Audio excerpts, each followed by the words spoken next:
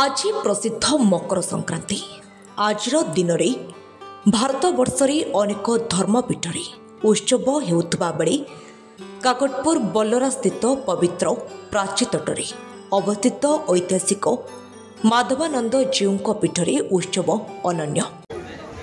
ठाकुर नीतिकांति हिसाब से ठाकुर मार्जना स्नान इत्यादि कर्म आरती बालभोग अन्नभोग सरवा पर पाखापाखि 3टा ରୁ 3:30 भितर भक्त मैंने दर्शन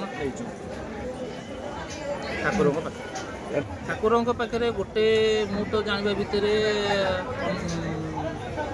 श्वास जो मानकर बंध्या दोष से दूर हो जाए आ कान पाचिया 3टी रोगर दुरारोग्यर ये लोकंर सफल चिकित्सा कहले अत्युक्ति हम 80 वर्षर बुढ़ा ठार आरंभ कर 2 मासर शिशु पर्यटन आक्रांत होती आसी नड़िया बसई मानसिक कर मानसिक पूर्ण आप प्राची नदी कूल देखिए 5टी माधव अच्छे 5टी माधव भितर माधवानंद हूँ सब बड़ यहाँ हाइट मूर्तिर उच्चता 6.5 फुट आपण या भितर आपण कौन सी जगार पाइबे ना एमती पूर्ण नारायण रूप आप पाइबे ना ये मूर्ति आप देखी भी पारे नर्तकी ठार आरंभ कर डंगरू चामरी पर्यंत समस्त ठाकुर पाखे विराजमान कर।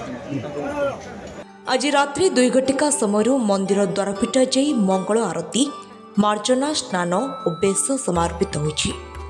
रात्र 4 घटिकारु भक्तों दर्शन पाई मंदिर द्वार फिटा होइछि।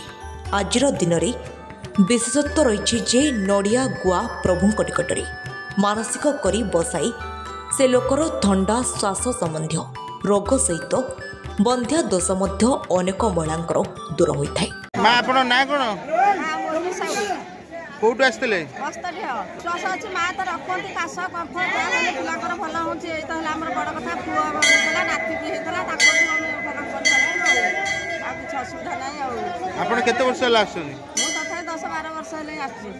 केमती लागे ठाकुर पाखे आज दिन? हाँ आसिले तो भल लगे जिते चाहे मन उल्लास केमती जा माँ को पिलाकर भल मत खुशी जनइया आ सब भल जहाँ डाकिले भी मानसिक पूरण किसी असुविधा नहीं सब भल।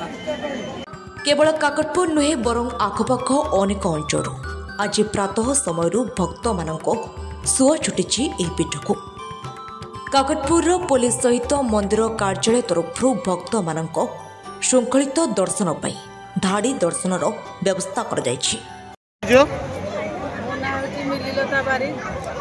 सुवाणपुर पंचायत नाम कहवा आम पक्षे संभव नुह ठाकुर महान महानता अच्छी ये ठाकुर विशेषकर आमर थंडा श्वास प्रसिद्ध अटक आम ये अंचल समस्त छोट पिला बड़ लोक पर्यंत थंडा रोग हुए श्वास रोग हुए ठाकुर महिमा अनेक सेमती आम किसी कहीपरूँ से तो आम सृष्टिदाता कहले चले आउ ये अंचल समस्ते मकर संक्रांति को अपेक्षा करते गोटे वर्ष केवे माधवानंद आमर परिचित हम सहित आम पाखे कहीं शरण पशु समस्त मन में उत्कंठा भाव थाए समस्त ठाकुर आशीर्वाद भी बहुत अच्छी जेकोसी मुहूर्त आपड़ से ठाकुर पाखे प्रार्थना करेंगे कि आपणकर सब अभावन असुविधा से पूरण करें।